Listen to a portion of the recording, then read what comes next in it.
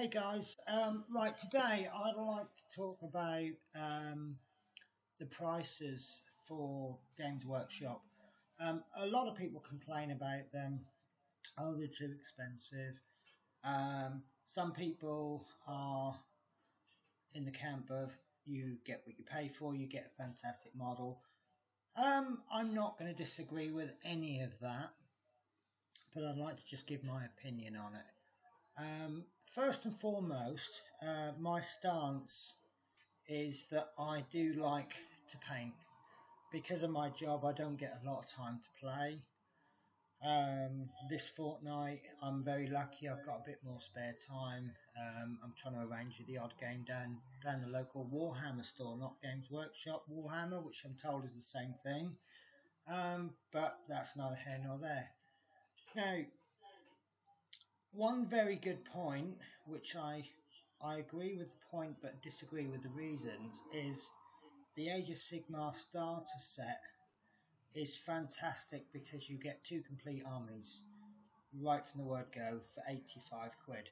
The reason I don't agree with the reason is I actually I came back into Warhammer in 8th edition, and coincidentally the Island of Blood set was £75, which is £10 less, and that came with 2 complete armies, a high elf army, some models of which you could not actually get as a separate unit. So in actual fact, per army, Age of Sigmar is £10 more expensive. However, the point is that you can, for £75, £75 for Age of Sigmar, and I think it was about £60, £63 for Island of Blood. However, for £75, you can get 2 complete armies. Opinions are split on which army people prefer. I've actually swapped my Sigmars out with an extra box of corn. So I've got 2 starter sets of corn, and on Friday I'm actually going to buy another box set, and so that's going to give me another two sets of corn. So that'll give me 4 complete sets of corn. Now, as for the price of the units, for the purpose of this discussion, I'm going to split everybody into 3 groups as to why you wouldn't buy a unit. First of all, it doesn't interest you. This week there's more Storm, I can never think of the name, Sigmar Gold guys. Lots of new releases. I'm not into the army at all, into the race, so I won't buy them. It doesn't matter if they gave them away for a fiver or 100 quid. I won't buy them. It's not for me. It's no offence to anyone who collects them. I'm pretty sure there's people out there that can't stand the armies that I like. Secondly, there's the people who cannot afford them. 35, £50 for figures and units isn't cheap. And there's people that can't afford to buy them. And then there's people who don't want to pay the money. There's a new release come out this week. It's on pre-release. You get 3 figures for £35. I was complaining before, not really complaining, but I was expressing my dismay before. They had models out they worked out at £6 each, and then they brought some new ones out at £7 each. And I thought that was far too much for one figure, per figure. And now they brought some out that were over a tenner. So I wouldn't be prepared to pay them. However, I was having a chat with somebody, and it just kind of crossed my mind.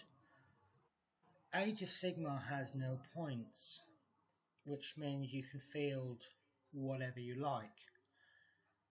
For £75, you get a pretty good army. There's nothing stopping you from buying starter set after starter set after starter set. that's got to be the cheapest way to build an army. Yes, your army will not have an awful lot of diversity to it, but you will have an army. You will be painting.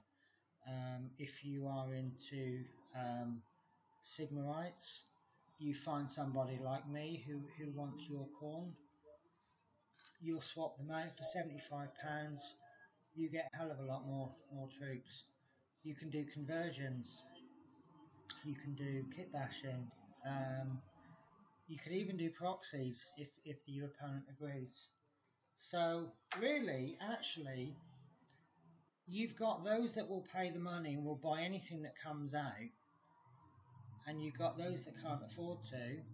So if you're like me, I've only got a budget of about £50 a week. So if a model comes out for £70, I've got to wait 2 weeks, buy nothing for 1 week, and then buy it the next week, and then obviously I've got £30 left over. Return of the mug. So yeah, my opinion is, whatever your budget level, Age of Sigmar actually is for you. What you need to do is find the race that you can afford and buy it clever. Um, the guys, I don't buy books because I've got so many different figures I want to buy. I can't buy the books as well. That being said, I've started buying books. I've only read a couple of pages, but it looks okay.